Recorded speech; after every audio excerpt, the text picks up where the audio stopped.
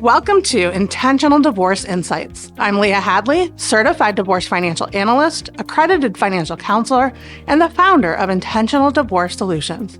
I'll be your guide through the complexities of divorce, finance, and emotional wellness. Join me as we uncover practical tips and empowering insights to help you navigate your divorce with clarity and intention. Let me ask you something. When you picture selling your house and renting after divorce, what feeling comes up for you? Is it relief? Or is it something closer to embarrassment? Maybe it feels like you worked so hard to become a homeowner and renting kind of feels like going backwards. Or maybe you're worried that if you get out of the housing market now, you may never get back in. Or maybe you can't imagine leaving the home where you raised your kids. There are memories in every room. Your kids are everything, right? They know which stair creaks and where the best light comes through the windows. In a season when so much is changing, the house can feel like the one thing that you can keep the same. So I totally get it, why this decision carries so much weight. The question of whether to keep the house comes up constantly in my work with women going through divorce. And it's almost never just about the numbers. So today I want to talk about what's really underneath this decision. Now, we've talked to realtors over the years and we've talked to mortgage lenders, and we are going to look at the financial side, of course, but we're also going to talk about what the house represents and why renting after divorce might be a very intentional choice, not a step backwards. So for those of you who are returning, welcome back to Intentional Divorce Insights. And if it's your first time here, welcome. I'm Leah Hadley, and I help people make thoughtful financial decisions before, during, and after divorce. So let's get into it. The marital home is often one of the most emotionally difficult assets to deal with in a divorce. It's not just a line on your balance sheet. It may be where you brought your children home. Maybe where you celebrated birthdays and hosted holidays. Maybe you adopted a family pet, planted a garden, right? Sat around the kitchen table making plans for what your future was going to look like. Now looks different. Even if the marriage was difficult for a long time, the house can still represent the life that you hoped you were creating. And that's why selling it can feel like a whole nother loss. Sometimes keeping the house becomes a way of saying, divorce has already changed enough. I'm not letting it take this too. And sometimes there's another belief underneath that. And that's what I really want to explore. Owning a home can feel like proof that you're doing okay. It can represent stability. Kind of feels like adulthood for some people, even financial success. That's, for some people, that's their definition. Renting, especially after you've owned a home for years, can feel like something that you've already moved past in your life. And there is a picture many of us carry about how life is supposed to go, right? You get married, you buy the house, you raise your family there, keep moving forward. And so when a marriage ends, the house can feel like the very last visible piece of that picture. But the picture's already changed. The house is simply where you can still see it. And there's also an opposite reaction that I see. Some women want to sell the house immediately. They want a clean break. They never want to walk into that kitchen again or sleep in that bedroom again. Selling feels like proof that they're moving on. And that reaction is understandable too. But the I have to keep it and the I have to get out immediately, both are not really financial positions. Sometimes they're kind of grief wrapped in a spreadsheet, if you will.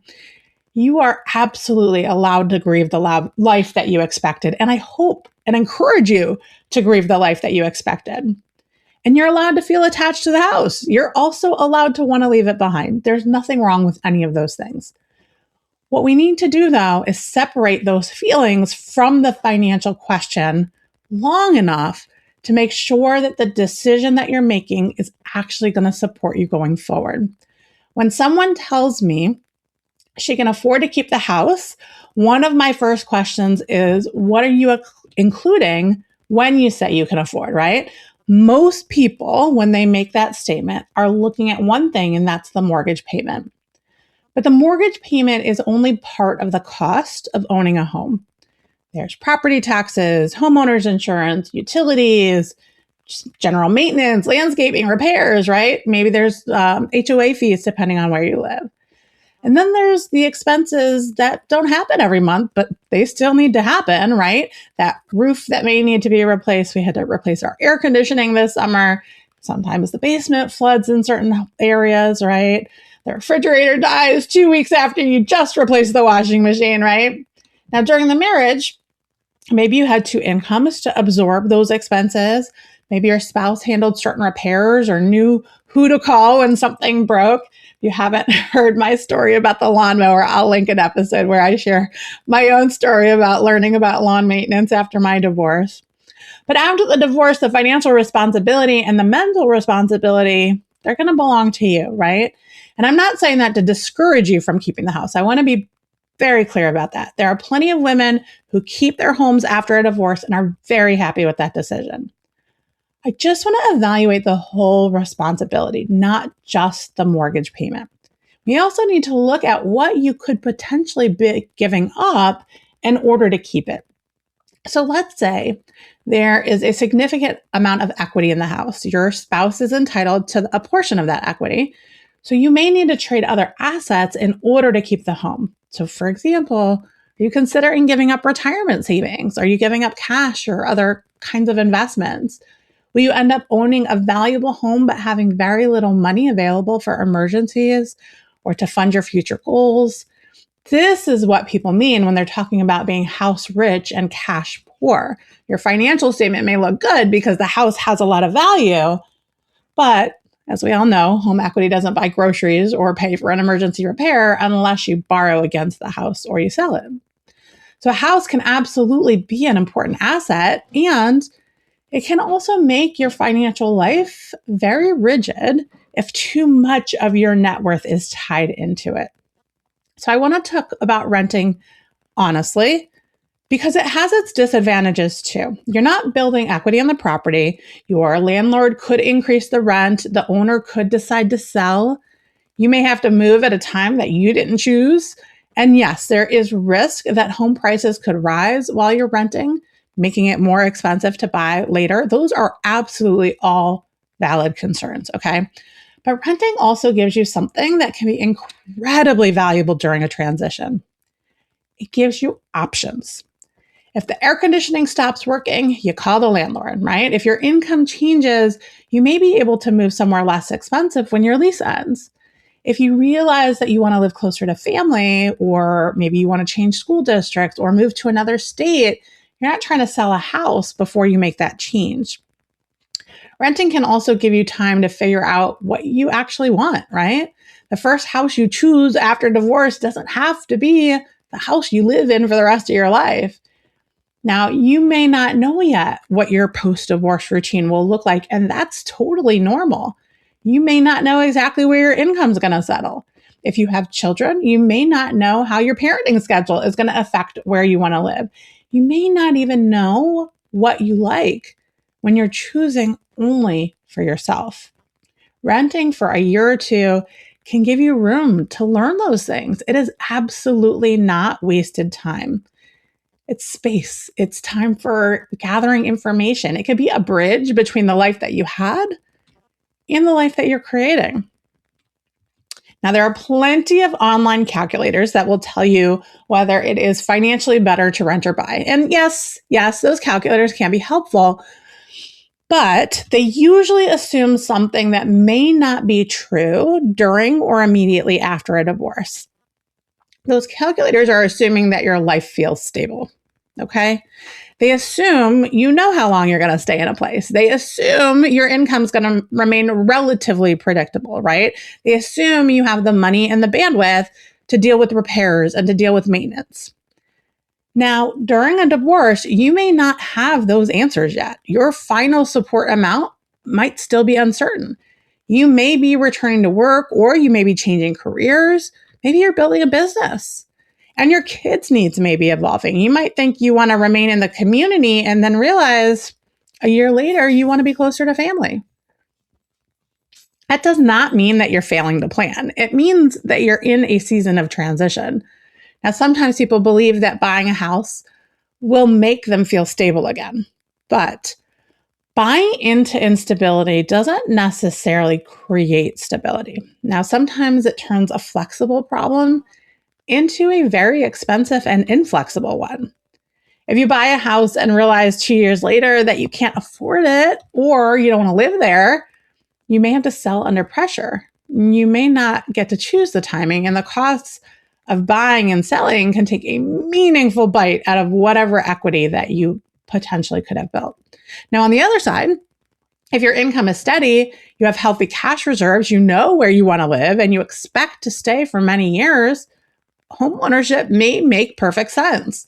This is not about declaring renting better than owning or owning better than renting. They're different tools. The question is, which tool fits the season that you're in right now?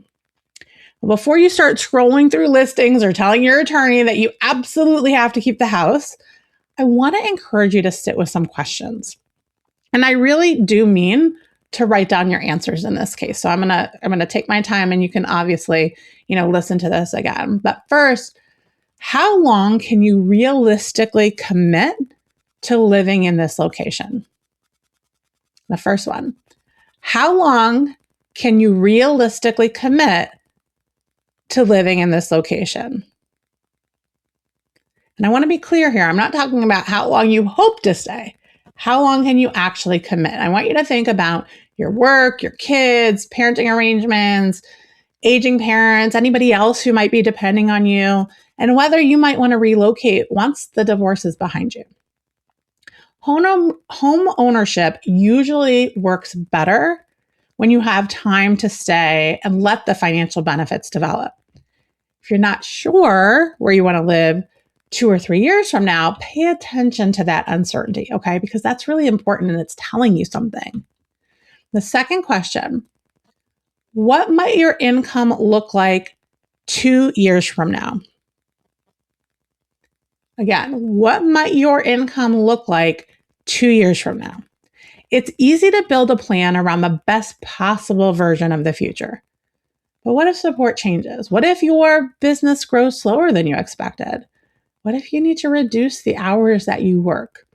Could that version of your income still support your financial commitments, your mortgage, taxes, insurance, maintenance, and occasional major repair? The third question, how much cash would you have left after keeping or buying the house? Now, those of you who have heard me talk at length about the mistakes that people make in the, negotiating divorce assets, I'm always talking about liquidity, right? So this third question is really important. How much cash would you have left after keeping or buying the house? If keeping the house requires you to use most of your available cash, or you're giving up a huge portion of your retirement savings, you might be sacrificing your broader financial security just to preserve one asset. A down payment that empties your reserves turns your safety net into drywall. The house may be beautiful, but drywall can't cover an emergency. And the fourth question, what are you actually buying with this house? You might be buying a specific school district. Maybe you're buying proximity to a support system or to family. Maybe the home is especially well suited to your physical needs or your long-term plans. And those may be very good reasons. But maybe, for some of you, what you're really buying is proof. Proof to your former spouse or to your family or to your kids or to your neighbors or maybe to yourself that you're okay. And boy, is that an expensive way to prove something. You don't need a deed or a mortgage to show that you are rebuilding your life successfully. I'm going to say that again because I really, really want you to hear it. You do not need a deed or a mortgage to show that you are rebuilding your life successfully. And number 5, what would happen if you were wrong? If you rent for 2 years and home prices rise, you may miss out on some, capital appreciation. You might pay more when you are ready to buy. And that will feel very frustrating for a lot of people. But what happens if you keep or buy a home and discover that you can't afford it? And you have to sell quickly, pay transaction costs again, and move potentially in the middle of another difficult season. The cost of being wrong is not always the same in both directions. And I want you to really consider which risk you are better able to handle. And finally, if the numbers clearly point in one direction, but you still feel completely stuck, I really want to ask yourself whether this is a math problem you're trying to solve, or if it's really about looking at your grief differently, or considering how this is impacting your identity, or what fears may be coming up for you. That doesn't make any of it less real. It simply means that another spreadsheet is just not going to solve the problem that you're looking at. So if you want to keep the marital home, there are some practical questions you need to answer before agreeing to anything. Okay? Can you qualify to refinance the mortgage into your own name if that's necessary as part of your agreement? That's not a hypothetical. You want to know if you're able to qualify. Can your spouse actually be removed from the mortgage? That's if it's an existing mortgage, right? Remember that removing somebody from the deed does not automatically remove them from the loan, okay? What will you need to give your spouse in exchange for their share of the equity? Will you be giving up retirement assets or other investments that you might need down the road? What condition is the property in? Are there major repairs coming that you already know about? Well, owning the home still makes sense when your kids grow up and leave. And have you created a realistic post-divorce budget that includes the full cost of ownership? Receiving the house in the settlement, that tells us who owns it. It does not tell us whether that individual can afford to keep it. Those are two very different questions. So before you look at another listing or make a final decision about the marital home, I want you to really think about the earliest date when you could confidently commit to staying in one place. And then build yourself some honest scenarios. In one scenario, look at the complete cost of keeping or buying a home. Include the mortgage, the taxes, the insurance, the maintenance, any anticipated repairs, and figure out how much you would have left afterwards. And in a different scenario, look at the cost of renting. And then decide what you would intentionally do with the money you're not putting into a down payment, into closing costs, into repairs, or into additional monthly expenses. Do not compare buying a home with renting and then spending every dollar you save, right? Compare buying with renting while intentionally saving or investing the difference. And please stop treating this decision as a measure of whether you are moving on successfully. Renting after divorce is not a step back. Selling the marital home does not erase the memories you made there or the family that you built. Keeping the house does not guarantee that you or your children are going to feel secure. I want you to remember that your home is supposed to support your life. Your life should not have to bend indefinitely to support your home. So choose the option that gives you the strongest foundation for the life that you're building right now, even if it looks nothing like the life that you had imagined.